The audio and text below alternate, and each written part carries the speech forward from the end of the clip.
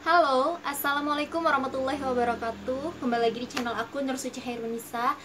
Akhirnya aku bikin video lagi, tapi kali ini aku nggak bikin video tentang kelebihan atau kekurangan ataupun apa itu. Tapi aku hari ini mau bikin video buat aku belajar dan sekaligus aku mau sharing-sharing informasi ke kalian semua, terutama cewek-cewek atau wanita-wanita.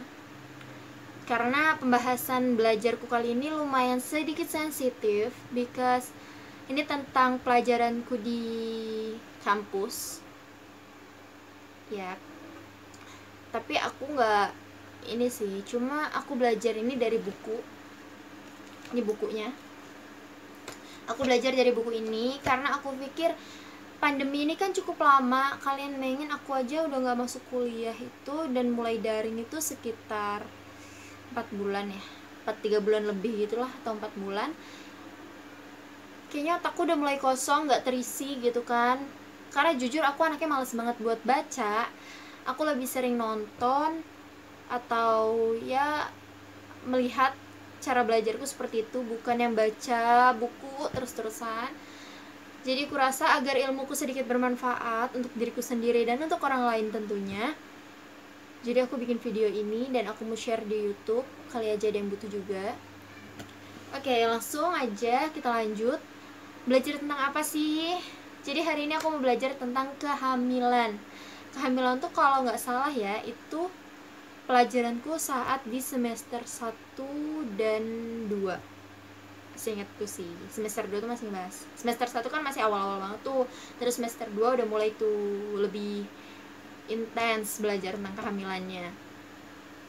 Tapi hari ini aku nggak mau ngebahas tentang pengertian kehamilan. Nanti pengertian bisa aku taruh di sini, atau di sini. Dan yang mau aku bahas kali ini adalah tentang diagnosa kehamilan atau tanda-tanda kehamilan.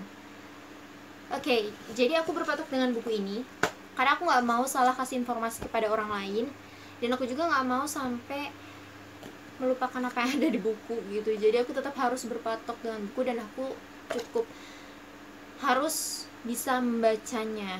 Walaupun kadang aku tuh aku malas baca, tapi abis itu aku inget-inget lagi kalau membaca itu adalah cara yang paling efektif untuk meningkatkan daya ingat kamu, gitu kan.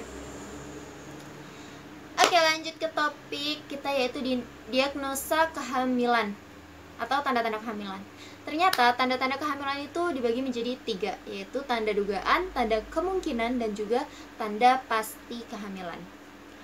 Di sini, tanda dugaan kehamilan itu merupakan tanda subjektif yang dilaporkan sendiri oleh pasien. Jadi pasien datang ke bidan atau ke dokter atau ke tenaga medis lainnya dan menceritakan keluhannya seperti itu. Dan tanda ini bisa saja disebabkan oleh kondisi medis lainnya dan merupakan tanda yang paling tidak pasti sebagai tanda kehamilan. Karena dia tanda dugaan, jadi belum tentu itu adalah tanda kehamilan, dan dia yang tanda yang paling tidak memastikan atau meyakinkan. Tandanya tuh apa aja sih? Yang pertama adalah amenorea. Amenorea itu dimana kondisi tidak mengalami menstruasi. Setelah aku baca-baca, ternyata kenapa dia menjadi tanda dugaan, karena yang tidak menstruasi itu bukan hanya orang yang mengalami kehamilan saja. Bisa jadi karena dia stres atau karena emang masa pubertasnya itu terlambat atau telat, seperti itu. Terus yang kedua ada nyeri tekan pada payudara. Ya, tentu saja bukan cuma orang yang hamil. Kadang kayak aku maupun teman-temanku yang lain atau para wanita yang lain yang belum menikah, biasanya ketika mereka akan mendapatkan menstruasi, ada yang keluhannya macam-macam. Ada yang pinggulnya sakit, ada yang badannya pegel semua, ada yang bilang juga terjadinya nyeri tekan pada payudara. Selanjutnya yang ketiga yaitu kelelahan. Ya tentu dong, kita seharian kagak berhenti beraktivitas aja lelah, capek ya kan. Jadi intinya gak cuma orang-orang hamil aja yang merasa kelelahan, tapi yang mereka yang biasa, yang beraktivitas seperti biasanya pun pasti mengalami kelelahan. Yang keempat yaitu mual dan muntah. Kenapa mual dan muntah bukan menjadi tanda pasti kehamilan? Padahal banyak orang yang kadang berpikir atau berspekulasi Orang yang mengalami mual muntah, wah, tanda-tanda hamil nih, gitu. Bisa jadi itu menjadi tanda-tanda hamil, tapi bisa jadi bisa jadi juga bukan. Kenapa? Karena biasanya orang-orang yang mempunyai indikasi asam lambung, mereka yang telat makan biasanya juga mengalami mual muntah, seperti itu. Atau mabuk darat, mabuk laut, ada mual muntah juga kan? Seperti itu. Selanjutnya yang kelima yaitu lebih sering buang air kecil. Oke, jadi memang sih biasanya kan orang hamil yang mengalami keadaan seperti ini lebih sering buang air kecil karena bagian kandung kemihnya tertekan dengan adanya janin. Tapi kenapa itu hanya menjadi tanda dugaan bukan tanda yang pasti? Karena kalian pernah denger gak sih ada yang bilang, aduh anyang-anyangan nih gara-gara pipis terus bolak-balik WC. Abis itu ada juga yang terlalu banyak minum, akhirnya dia juga sering buang air kecil. Seperti itu teman-teman. Jadi itu adalah ada 5 tanda-tanda dugaan kehamilan. Jadi masih menduga-duga, belum pasti, belum mungkin terjadi kehamilan. Seperti itu teman-teman. Oke. Yang selanjutnya yaitu aku membahas tentang tanda-tanda kemungkinan terjadinya kehamilan. Apa sih pengertiannya? Tanda kemungkinan terjadinya kehamilan merupakan observasi objektif yang dilihat oleh pemeriksa. Namun demikian, diagnosis ini tidak dapat ditegakkan dengan hanya menggunakan temuan ini saja. Jadi masih perlu dibuktikan ya lebih tepatnya. Dan tanda-tanda kemungkinan terjadinya kehamilan tuh apa saja sih? Maaf, itu omku yang lewat. Motornya emang berisik banget. Oke, kita lanjut. Tanda-tanda kemungkinan kehamilan tuh apa aja sih? Yang pertama yaitu pembesaran abdomen atau pembesaran perut, lingkar perut, seperti itu. Tadi aku searching di Google, pembesaran abdomen atau pembesaran perut atau peningkatan lingkar perut. Yang nongol di Google adalah perut kembung. Iya juga sih, aku mikir karena kalau orang perutnya kembung kan membesar tuh perut. Terus orang yang banyak minum kan perutnya juga membesar. Jadi ya tentu saja ini masih menjadi tanda kemungkinan karena belum pasti, seperti itu. Terus kemudian yang selanjutnya yang kedua, kontraksi Braxton Hicks. Kontraksi Braxton Hicks ini biasanya disebut dengan kontraksi palsu. Kalau dari buku yang aku baca, kontraksi ini adalah kontraksi yang intermittent dan irregular yang tidak menyebabkan dilasi dan pendataran serviks. Terus selanjutnya yang ketiga ada tanda Chadwick. Ada geluduk. Aku takut banget. Semoga aja gak ada apa-apa ya. Amin. Oke, selanjutnya tanda Chadwick yaitu perubahan warna serviks dan vagina menjadi warna biru keunguan atau ungu tua yang disebabkan oleh peningkatan vaskularitas ke area tersebut. Jadi warna di bagian intim itu, di bagian vaginanya berwarna keunguan pekat seperti itu. Terus kemudian ada tanda Godel dan tanda Hegar.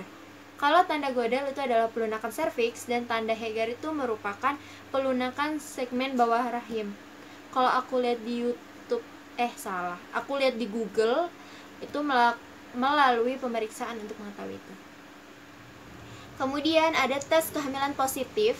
Tes kehamilan yang biasa kita sebut dengan tes PEG.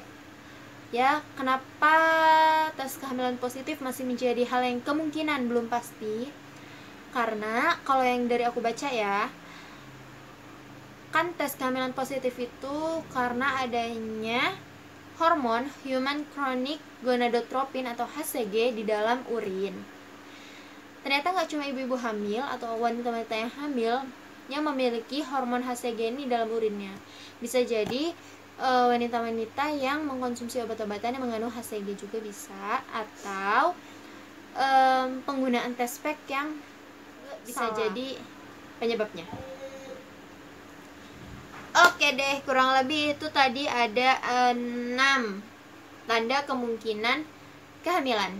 Selanjutnya kita bahas adalah tanda pasti kehamilan. Tanda pasti kehamilan itu ada apa aja? Yang jelas kalau udah disebut dengan tanda pasti artinya dia sudah melalui pemeriksaan yang bersifat diagnostik. Yang bersifat diagnostik untuk kehamilan. Apa aja tanda-tanda pastinya? Yang pertama yaitu auskultasi denyut jantung janin. Jadi kalau auskultasi itu artinya kita mendengarkan adanya denyut jantung janin. Yang pastinya dengan menggunakan alat. Kalau di bidan sekarang tuh sudah ada yang namanya Doppler. Jadi bisa didengarkan. Dan juga kalau kita ke dokter kandungan itu dengan menggunakan USG. Ya. Terus selanjutnya ada visualisasi janin dengan menggunakan ultrasonografi yang tadi aku bilang dengan menggunakan USG untuk melihat bagian dalamnya, perkembangan janinnya seperti apa, posisinya, detak jantungnya, dan keseluruhannya seperti itu. Dan selanjutnya adalah gerakan janin yang dirasakan oleh pemeriksa. Oke, jadi kalau gerakan janin yang dirasakan oleh pemeriksa ini biasanya dengan melalui pemeriksaan Leopold. Kalau di bidan itu biasanya diperiksa Leopold itu untuk mengetahui posisi janin, di mana posisi punggungnya, kaki dan tangannya, kepalanya, bokongnya, ya melalui pemeriksaan seperti itu. Bisa juga nanti tuh ibu tuh bakal ada waktunya di mana ibu merasakan gerakan janin. Dan ingat kalau sudah merasakan gerakan janin pertama kali itu pada saat pemeriksaan kasih tahu ke pemeriksanya, kemarin saya merasakan gerakan janin bu atau pak, seperti itu. Dan jangan lupa ketika sudah merasakan gerakan janin harus sering dihitung gerakan janinnya, sehari itu berapa kali, sejam 2 jam itu berapa kali, dalam waktu 1 jam 2 jam itu, seperti itu. Jadi untuk lebih memastikan pada saat pemeriksaan apakah janin itu berkembang, jadi kita bisa mengetahui keseluruhannya seperti itu. Oke deh, jadi itu adalah diagnosis kehamilan atau tanda-tanda kehamilan yang tadi udah aku kasih tahu, ada 3. Dan semoga informasi ini bermanfaat untuk kalian semua dan juga aku terutama, karena ini video aku buat untuk aku belajar, untuk aku ingat-ingat lagi, untuk aku lihat lagi. Dan aku bakal terus update video-video pembelajaran seperti ini selanjutnya. Karena kan ini baru awal nih tentang diagnosis kehamilan. Selanjutnya apa ya besok aku bahas. Tungguin ya. Aku mau bahas insya Allah. Ini juga jadi bahan pembelajaran yang bermanfaat. Apalagi untuk kalian teman-teman yang mau masuk ke kebidanan, kalian pasti akan menemukan pelajaran seperti ini. Oke. Kurang lebihnya aku mohon maaf apabila ada salah-salah kata, dan mungkin kalau ada yang kurang-kurang bisa ditambahin di kolom komentar atau bisa DM ke Instagram aku. Aku lupa namanya apa, nanti aku cantumin di sini. Dan yaps, segitu aja. Aku ngoceh-ngoceh panjang kali lebar kali tingginya. Masih aja gue ngomong. Udah deh. Wassalamualaikum warahmatullahi wabarakatuh. Terima kasih, bye-bye.